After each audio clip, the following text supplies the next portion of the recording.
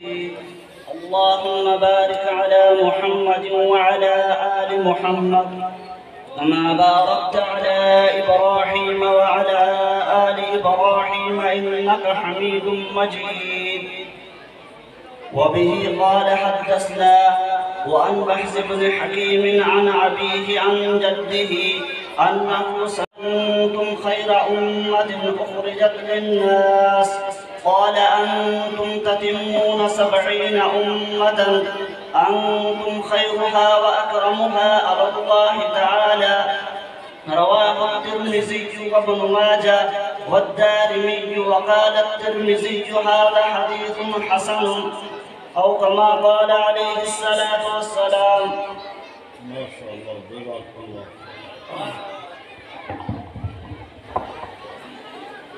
نحمده ونصلي ونسلم على رسوله الكريم،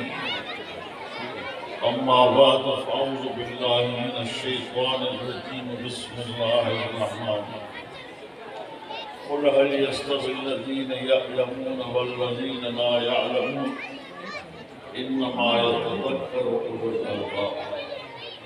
صدق الله العلي العظيم. وقال الله تبارك وتعالى في شان حبيبه صلى الله عليه وسلم: إن الله وملائكته يصلون على النبي يا أحمد للنبي الأمي وآله وأصحابه وبارك وسلم عدد خلقك ورضا نفسك وزنة عرشك ومداد كلماتك وعدد كل معلوم لك دائما أبدا أبدا. मुअज़्ज़ज़ हाज़रीन, तमाम असां जहाँ महफ़िल मजलिस में गॾु थियणु उहा पाक पैगम्बर सल्लल्लाहु अलैहि वसल्लम जे हदीस पाक जे महफ़िल आहे। हदीस पाक पढ़ण वारनि जे लाइ पढ़ाइण वारनि जे लाइ तव्हां असांजे पाक पैगम्बर सल्लल्लाहु अलैहि वसल्लम ॿ दुआऊं फरमायो। नबी पाक सल्लल्लाहु अलैहि वसल्लम फरमायो: नज़रल्लाहु इम्रअन समिअ मक़ालती फवआहा। सवाल नबी जे सरदार फरमायो तो मां उन्हनि ख़ुशकिस्मतनि जे लाइ दुआ थो कयां, अल्लाह ताला उन्हनि माण्हुनि खे हमेशह तरो ताज़ा रखे ऐं ख़ुशि रखे जिन मुंहिंजी हदीस खे ॿुधो पोइ उनखे यादि कयो, पोइ जीअं ॿुधऊं जीअं यादि कयूं ओड़ी तरह ॿियनि ताईं पहुचायो। माना हदीस पाक पढ़ण वारनि खे नबी साईं जी इहा दुआ आहे त हमेशह तरो ताज़ा रहे, हमेशह ख़ुशि रहे। ऐं तव्हांखे नज़र अचनि था जेके साम्हूं हदीस पाक पढ़नि था त उहे तरो ताज़ा तव्हांखे नज़र अचनि था। ऐं उन सां गॾोगॾु ॿी दुआ नबी पाक सल्लल्लाहु अलैहि वसल्लम फरमाई: अल्लाहुम्मा मरहम खुलफाई। मुंहिंजा रब मुंहिंजे ख़लीफ़नि ते रहम। को माण्हू कंहिंजो ख़लीफ़ो हूंदो आहे, को कंहिंजो ख़लीफ़ो हूंदो आहे, उन ते फ़ख़्रु कंदो आहे। पर हिते नबी पाक सल्लल्लाहु अलैहि वसल्लम जी ख़िलाफ़त इहा का मामूली शइ कोन्हे। नबी पाक सल्लल्लाहु अलैहि वसल्लम फरमाइनि था त जेके मुंहिंजी हदीस पढ़नि था इहे मुंहिंजा ख़लीफ़ा आहिनि। नबी पाक सल्लल्लाहु अलैहि वसल्लम फरमाइनि था त जेके मुंहिंजी हदीस पढ़नि था इहे मुंहिंजा साईं ख़लीफ़ा। पोइ उन्हनि ख़लीफ़नि जे लाइ वरी पाक पैगम्बर सल्लल्लाहु अलैहि वसल्लम कहिड़ी दुआ घुरी: अल्लाहुम्मा रहम। अल्लाह मुंहिंजे ख़लीफ़नि ते रहम।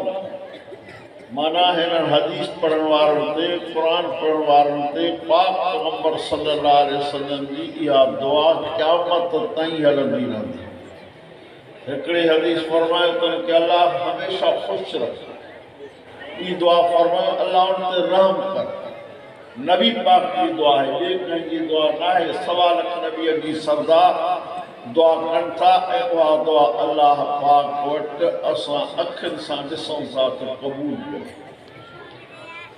पाक पैगम्बर सल्लल्लाहु अलैहि वसल्लम साईं जन फरमायो हिकिड़े दफ़े घर मां निकिरी आया, मस्जिद शरीफ में पाक पैगम्बर सल्लल्लाहु अलैहि वसल्लम जा सहाबी ॿिनि जमातुनि में वेठा था। हिकिड़ी जमात ज़िक्र पई करे, ॿी जमात क़ुरान पई करे। नबी पाक सल्लल्लाहु अलैहि वसल्लम विच में बीही करे फरमा अंतुमा अला खैर, तव्हां क़ुरान पढ़ण वारा भी भलो कम कयो था, ज़िक्र करण वारा भी अल्लाह जो यादगीरो इहो भलो कम आहे ऐं भलो कम कयो था। ऐं अल्लाह साईं खे पंहिंजो यादगीरो ॾाढो वणे थो। ईमान वारनि खे सॾ करे क़ुरान शरीफ़ में फरमाए थो, या अय्युहल्लज़ीना आमनु ज़कुरुल्लाह ज़िक्रन कसीरा वसब्बिहूहु बुक्रतन व असीला। कलमे पढ़ण वारो अल्लाह खे यादि कयो, पर घणो यादि कयो, सिर्फ़ मुख़्तसर न, पर घणो यादि कयो। वसब्बिहूहु बुक्रतन व असीला, सुबुह शाम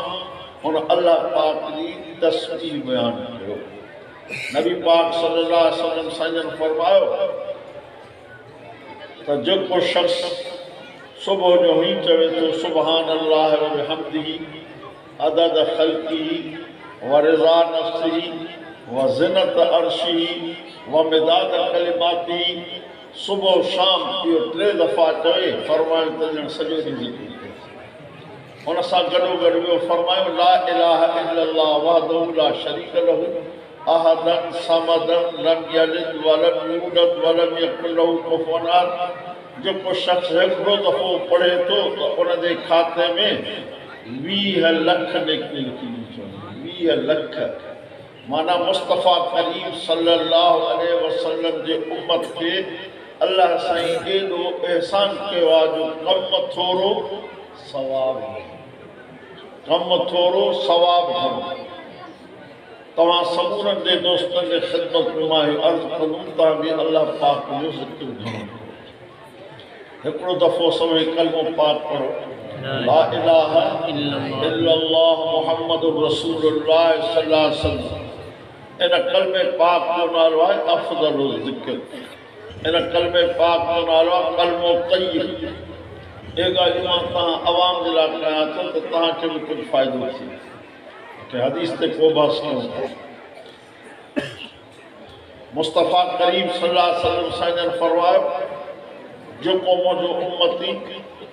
इन कलमे पाक खे 24 कलाकनि में 100 दफ़ा पढ़ंदो, क़यामत जे ॾींहुं उथंदो, उनजो चहिरो 24 जे चंड वांगुरु थींदो। ऐं सिलसिले क़ादरिया जो जेको ज़िक्र आहे उनजो बि इहो ॾसा त इन कलमे पाक सां गॾोगॾु अञा 3 तस्वीरूं ज़िक्र जूं ॿियूं बि कजनि। पर सिर्फ़ मां अर्ज़ु कंदो रहंदो आहियां त इहो कलमो पाक पढ़िजे त बि असांजी भलाई आहे। जहाँ मिशकात शरीफ़ जी आख़िरी हदीस पढ़ी रहिया आहियूं, इन मिशकात शरीफ़ जी हदीस में लिखियो पियो आहे त जेको शख़्स क़ब्र में आहे कल गरीक़िल मुतग़व्विस, जुल्द अवल में हदीस लिखी पियो, कल गरीक़िल मुतग़व्विस, जीअं को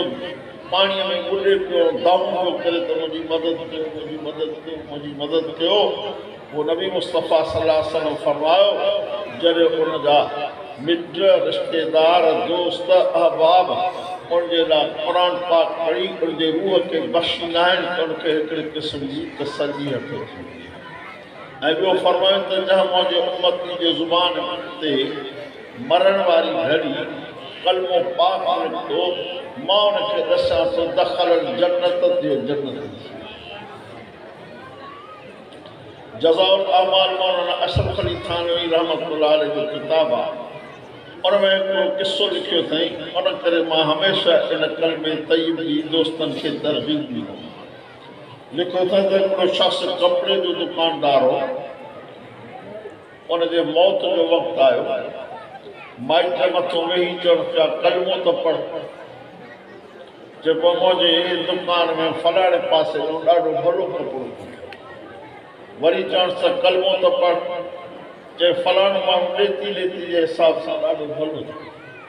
आख़िरी घड़ी ताईं साह निकिरण ताईं 2 लफ़्ज़ चवंदो रहियो, कलमो पाक न पढ़ियाई। पोइ छा बचियो? इन करे मां अर्ज़ु कंदो आहियां त कलमे पाक खे भेरो ॾिजे त पको थिए। राति जो बिस्तरे ते वेही 3 दफ़ा पढ़ो अल्लाह पाक।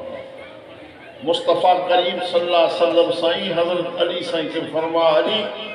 सब चो रज़ी अल्लाह ताला रात जो सॼे क़ुरान जो ख़त्म पंहिंजे नामाए आमाल में लिखाईंदो कर सॼे क़ुरान जे ख़त्म जो सवाब वो फरमाइश त 3 दफ़ा कुल अल्लाह पढ़ंदो 3 दफ़ा कुल अल्लाह पढ़ंदो कर तुंहिंजे खाते में सॼे क़ुरान जो सवाब लिखजी वेंदो 3 दफ़ा क़ुरान शरीफ़ कुल अल्लाह शरीफ़ के पढ़ी सॼे क़ुरान जो सवाब पंहिंजे नाम आमाल में लिखाए ॾे ॿियो 3 दफ़ा कुल अल्लाह पढ़ी पंहिंजे वॾनि जे रूह खे ईसाल सवाब कजे बल्कि पाक मोहम्मद सल्लल्लाहु अलैहि वसल्लम सही उम्मत के ईसाल सवाब कजे खोट कोन ईंदी सवाब में उन खां पोइ वरी इहा हिकिड़ी तस्बीह कजे ज़िक्र जी ला इलाहा सभई चओ ला इलाहा इल्लल्लाह ला इलाहा इल्लल्लाह ला इलाहा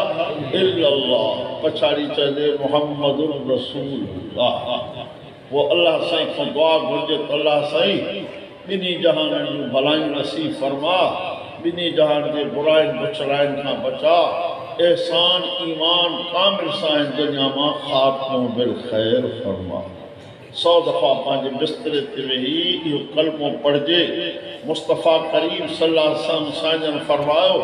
मसलुल लज़ी यज़कुरु रब्बहु वल्लज़ी ला यज़कुरु रब्बहु कमसलिल हय्य वल मय्यित महबूब करीम फरमायो जेको रब खे यादि थो करे इहो जहिड़ो आहे जेको रब खे यादि नथो करे इहो अल्लाह वटि मुअल आहे भली हिन दुनिया जे जहान में घुमंदो फिरंदो वते खाईंदो पीअंदो वते पर हबीब करीम फरमायो त ख़ुदा वटि मुअल अल्लाह वटि जहिड़ो उहो आहे जेको रब खे यादि करे थो जेको यादि नथो करे उहो मुअल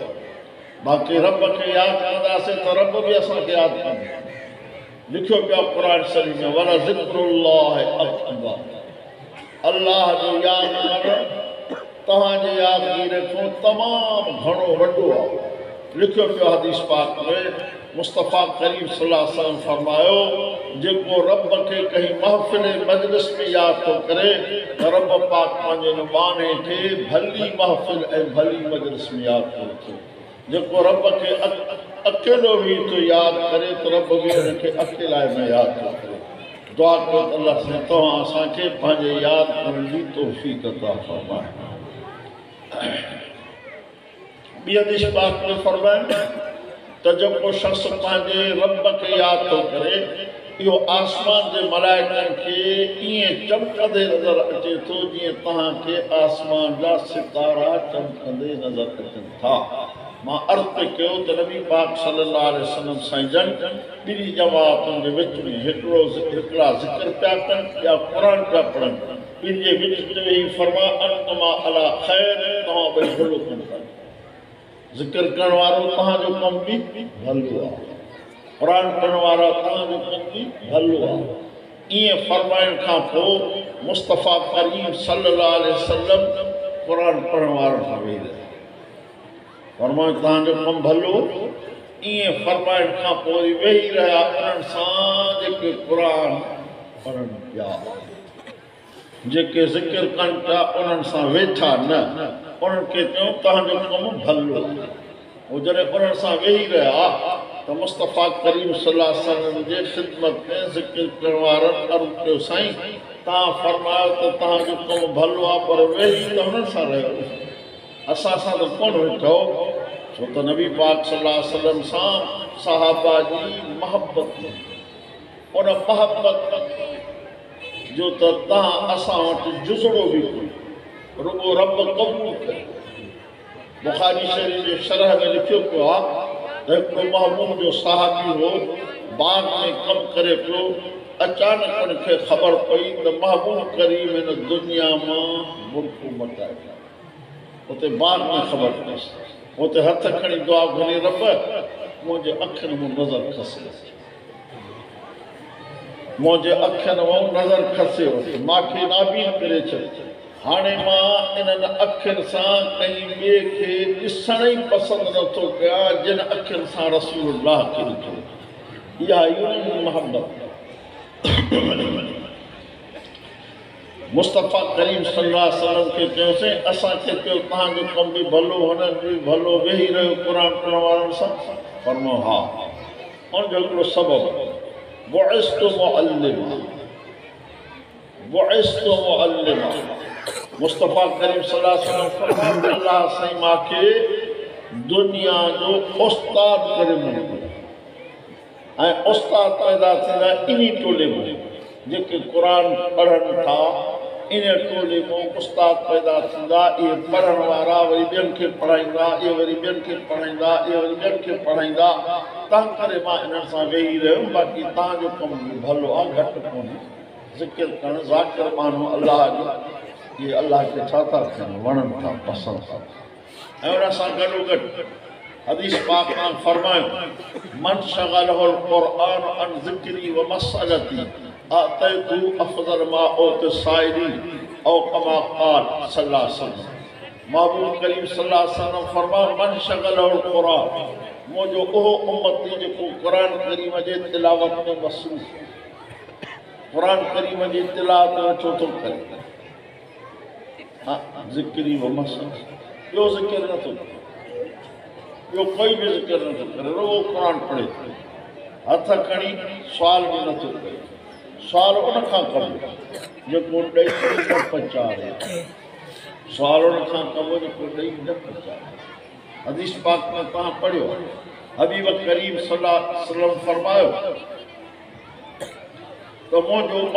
उम्मती अल्लाह जो माण्हू हथ खणी हिकिड़ो दफ़ो दुआ घुरंदो आहे वरी ॿीहर दुआ घुरंदो आहे वरी टीहर दुआ घुरंदो आहे टे दफ़े खां पोइ अल्लाह ताला फरमाईंदो आहे त मूंखे हयात अचे जो इन्हनि जे हथनि खे ख़ाली मोटायां तंहिं करे उन खां घुरिजे ही बि लिखियो पियो आहे नबी सल्लल्लाहु अलैहि वसल्लम फरमायो मुंहिंजा उम्मती तुंहिंजी जेकॾहिं जुती छिॼी पवे जुती पोइ अल्लाह खां हथ खणी दुआ घुर रब हथ तो ॾिना आहिनि ज़ुबान तो ॾिनी आहे ॿिए खां छो घुरां तूं सबबु ठाह सबबु तूं ठाह तव्हां जुती त गंढना फरमाए तुंहिंजे घर में लूण जी चपटी खुटी वञे रब खां हथ खणी दुआ घुर रब लूण कोन्हे काॾो आहियां महिरबानी कर तूं सबबु ठाह तव्हां लूण जी चपटी त वठो माना मुस्तफ़ा करीम सल्लल्लाहु अलैहि वसल्लम तव्हां असांखे हर वक़्तु सेखारियो अथव न सां तालुक रखो जेको ॾेई न पचानी कोन ॾिनई बसि सो मां अर्ज़ पे कयो त नबी सल्लल्लाहु अलैहि वसल्लम साईं फरमायो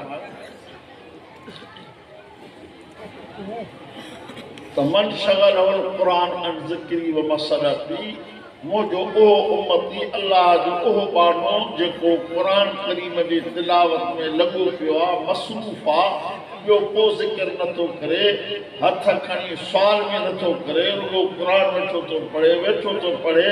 अल्लाह साईं ऐलान थो करे आतैतु अफज़ल मा औत साइलीन मां रब ऐलान थो कयां जेतिरो घुरंदड़नि खे ॾींदुमि उन खां वधीक कीअं जेतिरो घुरंदड़नि खे ॾींदुमि उन खां वधीक कंहिंखे ॾींदुमि क़ुरान जेके क़ुरान पढ़नि था अल्लाह सां हबीब ऐलान थो करे त घुरंदड़नि खां वधीक उनखे मिलंदो जेको राति ॾींहुं क़ुरान जी तिलावत करे ऐं महबूब करीम सभु सलाह सां क़ुरान करीम जे तिलावत जो तमामु घणो मां त दोस्तनि खे चवंदो रहंदो आहियां त अल्लाह साईं तव्हां असांखे हिसाब करे ॾिनो आहे महीने में ॾींहं घणा साईं 30 क़ुरान में सिपारा बसि हिसाब करे ॾिनई न त रोज़ हिकिड़ो सिपारो दौर कयो पर ईअं भला नथा करे सघो त वरी ॿियो तरीक़ो बि नबी साईं सेखारियो आहे कमु थोरो सवाबु घणो मां अर्ज़ पे कयो हबीब करीम फरमायो त जेको मुंहिंजो उम्मती सुबुह जी निमाज़ पढ़ी सूरत यासीन शरीफ़ के हिकिड़ो भेरो ॾे हिकिड़ो यासीन शरीफ़ के हिकिड़ो भेरो उन जे नामाए आमाल में क़ुरान करीम जे 10 ख़त्म हिकिड़ो बे पासे में फरमायो तो सोमन जी नमाज जमात सां पढ़ो, सुबह जी नमाज जमात सां, सॼी राति सुता पिया। अल्लाह मलाइकनि खे हुकुम थो करे त मुंहिंजे माने जे खाते में लिखो त सॼी राति इबादत कई थी। पर हीअ बि फरमायो त वरी सोमन जी नमाज पढ़ी मुल्क सूरत खे बि हिकिड़ो भेरो ॾेई छॾे। तबारकल्लज़ी बियदिहिल मुल्कु वहुव अला कुल्लि शैइन क़दीर। इन सूरत खे बि हिकिड़ो भेरो ॾेई छॾियो। जॾहिं मरी वेंदो क़बर में पहुचंदो तव्हांखे इहा क़बर नज़र अचे थी त हिकिड़ी खॾ आहे। फरमाइनि न, तव्हांजे नज़र में खॾ आहे, मां तव्हांखे ॿुधायां थो तव्हांजी क़बर या जन्नत जो बाग़ आहे या जहन्नम जो कूड़ो आहे। दुआ कयो त अल्लाह साईं तव्हां समूरनि जे क़बरुनि खे जन्नत जो बाग़ बणाए ऐं उन जे लाइ नबी सल्लल्लाहु अलैहि वसल्लम सवलो वज़ीफ़ो सेखारियो। या क़बर जन्नत जो बाग़ थे उन जे लाइ सवलो वज़ीफ़ो सेखारियो। कहिड़ो? फरमाए 5 वक़्त नमाज़ पढ़ो, हर नमाज़ खां पोइ आयतल कुर्सी खे हिकिड़ो भेरो। घणा बाबा साईं? हिकिड़ो आयतल कुर्सी। अल्लाह ला इलाहा इल्ला हुवल हय्युल क़य्यूम ला तअख़ुज़ुहु सिनतुन वला नौम लहू मा फ़िस समावाति व मा फ़िल अर्ज़ि मन ज़ल्लज़ी यशफ़अु इंदहु इल्ला बिइज़्निहि यअलमु मा बैन अयदीहिम व मा ख़ल्फ़हुम वला युहीतून बिशैइन मिन इल्मिही इल्ला बिमा शाअ वसिअ कुर्सियुहु समावाति वल अर्ज़ वला यऊदुहु हिफ़्ज़ुहुमा व हुवल अलियुल अज़ीम। इनखे हिकिड़ो भेरो ॾेई छॾियो बसि। नमाज़ खां पोयां मरंदा वञो तव्हांजी क़बर जन्नत जो बाग़ थी। ऐं आयतल कुर्सी जी तमामु वॾी बरकत आहे। हा, मुस्लमाननि क़ुरान जे बरकत खे सम्झो ई कोन्हे। नबी सल्लल्लाहु अलैहि वसल्लम फरमायो मुंहिंजो उम्मती सुम्हण महिल इन आयतल कुर्सी खे हिकिड़ो भेरो ॾेई छॾे, उन जे घर जी बि चोरी न थींदी, पर पाड़ेसिरी जे घर जी बि चोरी न थींदी। इहे बरकत जूं ॻाल्हियूं आहिनि, पर इन बरकत खे असां मुस्लमाननि विसारियो आहे। तंहिं करे तकलीफ़ुनि ऐं मुसीबतुनि में आहियूं। वरी बि रब जो रहम, वरी बि रब जो असां ते रहम आहे। ऐं उन रहम जो सबबु आहे मां चवंदा दीनी अदारा आहे। तव्हां चवंदा दीनी अदारनि छा ॾिनो आहे? मां अर्ज़ु कंदा दीनी अदारनि तव्हांखे इमाम ॾिना आहिनि, दीनी अदारनि तव्हांखे उस्ताद ॾिना आहिनि, दीनी अदारनि तव्हांखे तव्हांजा बचड़ा हाफ़िज़ करे ॾिना आहिनि, आलिम करे ॾिना आहिनि। जेके तव्हांजा बचड़ा हाफ़िज़ थिया, मुस्तफ़ा करीम सल्लल्लाहु अलैहि वसल्लम फरमायो क़यामत जो ॾींहुं थींदो मन क़रअल क़ुरआन व अमिल बिमा फ़ीह उल्बिस वालिदाहु ताजन यौमल क़ियामा। महबूब फरमाया जंहिंजे बच्चे क़ुरान पढ़ियो उन ते अमल कई, मैदान महशर में रब्बुल आलमीन उन जे अब अम्मा सर करे फरमाईंदो त इन जे मथे जे मथां जन्नत जो ताज। अब अम्मा के घुराए अल्लाह से अॼोके दौर में तो वॾो फ़ख्रु आहे त क्रिकेट ई थी वियो, क्रिकेट और सही वॾो इनाम छा मिले हिकिड़ी ॾोही चपड़ी मिले ॿियो छा मिले? जन्नत में घुराए मथे ते ताज रखंदो जंहिंजी रोशनी फरमायो अहसन मिन दौइ शम्स, सिज जी रोशनी खां बि वधीक हूंदी। फमा ज़न्नुकुम बिल्लज़ी अमिल बिहाज़ा, तो तव्हांजो कहिड़ो ख़्यालु आहे जंहिं ख़ुदि क़ुरान अमल कयो। दुआ आहे त अल्लाह साईं तव्हां असांजे वचन खे क़ुरान जो हाफ़िज़ आलिम करे। जेका हदीस पढ़ी आख़िरी हदीस आहे,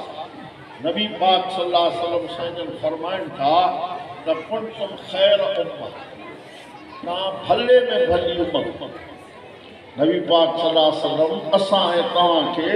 ख़िताब करे फरमाइनि था तव्हां भले में भली उम्मत, भले में भली उम्मत। कां वटि अल्लाह जे दफ़्तर में तव्हां महबूब जी उम्मत भले में भली। चङा हुजो त बि भला, चङा हुजो त भला आहियो, पर जेकॾहिं कुझु कसा हुजो त पोइ बि भला आहियो। कसो भलो कीअं थींदो? हुनजो सवलो मिसाल आलिमनि लिखियो आहे। गंद जो हिकिड़ो ढेर हुओ आहे, गंद जो ढेर, उन में मोती किरी पए। ईअं खणी सम्झ, गंदगी जो ढेर हुओ आहे, उन में मोती किरी पए। इहो मोती ख़राबु आहे, पर सुठो आहे। गंद जे ढेर में किरो पियो गंद जे ढेर में मोती किरो पियो पोइ बि चओ था सुठो आहे छो त गंद जो ढेर खे गंदो न कंदो इनखे वरी धोई साफ़ कबो त मां जो उम्मती गंदनि माण्हुनि सां मिली वञे पोइ बि मोती आहे पोइ बि भलो हबीब करीम 1.25 जे सरदार जी उम्मत भले में भली हज़रत साईं बेर शरीफ वारा सभु चओ रहमतुल्लाह अलैह रहमतन वासिया फरमाईंदा हुआ बाबा गुनाह का नफ़रत कभी गुनाहगार का नफ़रत न कभी गुनाह का नफ़रत कभी गुनाहगार का नफ़रत न कभी गुनाहगार इहो ईअं मोती वांगुरु आहे इनखे धोइबो त वरी साफ़ ऐं पाक थी पवंदो गुनाह का नफ़रत आहे गुनाहगार माण्हू का नफ़रत न कभी उनखे कोशिशि कबी त इनखे धोइजे हदीस क़ुरान वारे पाणी सां हे हदीस क़ुरान न हुजे हा त अॼु असांखे हलाल हराम जी ख़बर कोन पवे हा हे दीनी अदारा न हुजनि हा त भेण ऐं ज़ाल में फ़र्क़ु न थिए हा हज़रत साईं बेशी वारा रहमतुल्लाह फरमाईंदा त हिकिड़ो मुंहिंजो दोस्त एॾे यूरोप वियो पोइ मोटी आयो मूंखे हवालु पियो करे साईं उते मां ऐं धीउ में कोई फ़र्क़ु उन वटि मां धीउ में फ़र्क़ु कोन्हे मां ऐं धीउ में फ़र्क़ु मां ऐं ज़ाल में फ़र्क़ु मां ऐं धीउ हिकिड़ो मतिलबु मां ऐं धीउ ऐं ज़ाल घणी शयूं थियूं इन्हनि में फ़र्क़ु कोन्हे माना जेके कम ज़ाल सां करणु जाइज़ आहिनि साॻा भेण सां साॻा माउ सां माउ में भेण में ज़ाल में फ़र्क़ु सेखारण वारो क़ुरान ऐं हदीस जो क़ुरान ऐं हदीस जो इन मां तव्हां करे सम्झूं था त अम्मा अम्मा आहे भेण भेण आहे ज़ाल ज़ाल आहिनि टई औरतूं पर टिनी में फ़र्क़ु आहे अम्मा जे तरफ़ नज़र कबी छाजी बाबा प्यार ज़ाल जे तरफ़ नज़र कबी हुकूमत अम्मा जे तरफ़ ॾिसण सां क़बूल पियल हज उमिरि जो स्वामी नबी साईं फरमायो जेको सुबुह जो उथी अम्मा ऐं अबे जी प्यार ऐं मोहबत सां ज़ियारत करे थो उनजे खाते में क़बूल पियल हज उमिरि जो सवाबु आहे ये हदीस क़ुरान जो इल्मु अल्हम्दुलिल्लाह दीनी अदारनि में मिले थो अल्लाह सां इन्हनि खे हलाए अल्लाह से इन अदारनि खे हलाए थो माण्हुनि जी में ताक़त क़ुवत कोन्हे न सरकार जे तरफ़ रुपयो आहे न टको आहे पर अल्लाह तव्हांजी 500 1000 5000 मां अहिड़ा लाल पैदा करे थो जेके वरी ॿियनि ॻोठनि खे बि लाल था वञनि नबी पाक सल्लल्लाहु अलैहि वसल्लम फरमाया तव्हां भले में भली उम्मत हो छो त उखरिजत लिन्नास तव्हांखे माण्हुनि जे लाइ ज़ाहिर कयो आहे त माण्हुनि खे चङा कम ॿुधायो बुरनि कमनि खां उनखे छॾियो त इहे उलमा किराम आहिनि जेके राति ॾींहुं वाइदो नसीहत माण्हुनि खे कंदा था वठनि उनखे भलाईअ जा कम ॾेखारनि था अॻिते नबी सां फरमायो अंतुम ततिमून सबईन उम्मा तव्हां 70 उम्मत खे ताम कंदो 70 उम्मत इन जो मतिलबु नबी पाक सल्लल्लाहु अलैहि वसल्लम साईं फरमायो तव्हां किताबनि में बि पढ़ियो त नबी रसूल घणा सवाल त उम्मतूं बि घणियूं थियूं सवाल त पोइ हिते सभीन कीअं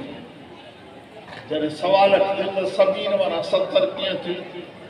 उनजो वजह ऐं सबबु शुराह हदीस लिखियो आहे त अल्लाह पाक जेके नबी सगोरा मोकिलिया के नबी अहिड़ा बि आहिनि जो उन्हनि जे पोयों लॻण वारो हिकिड़ो माण्हू बि उन्हनि नबीअ जे पोयों न लॻो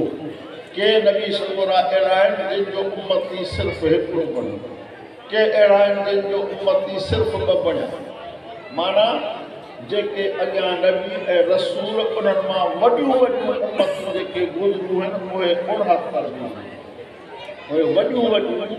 नबीअ जूं वॾियूं उम्मतूं जेके आहिनि उहे 69 उन्हनि खे 70 करण वारा तव्हां आहियो माना 70 उम्मत 17 नंबर असांजो आहे 70 नंबर 69 नंबर ॿिया 70 नंबर असांजो नबी पाक सल्लल्लाहु अलैहि वसल्लम फरमाया अंतुम तदमून 70 उम्मा अंतुम खैरहा व अकरमहा तहां उन्हनि समूरनि मां ख़ैर भी आहियो अकरम भी आहियो भला भी आहियो इज़त वारा भी आहियो कांते अल्लाह इज़त वारा कांते अल्लाह ताला दुआ है अल्लाह से तव्हां असांखे ख़ैर भी बनाए अकरम भी बनाए जॾहिं मारे ज़ुबान ते कलमो पाक जारी फरमाए अल्लाह से इन दीनी अदारनि खे ता क़यामत क़ाइम दाइम आबाद फरमाए ख़ास तौर ते हिन दीनी अदारे खे अल्लाह से पंहिंजी हिफ़ाज़त में फरमाए हिन खे दिन ब दिन तरक्की अता फरमाए उनजे फ़ैज़ खे आम फरमाए व आख़िर दावाना अल्हम्दुलिल्लाह रब्बिल आलमीन।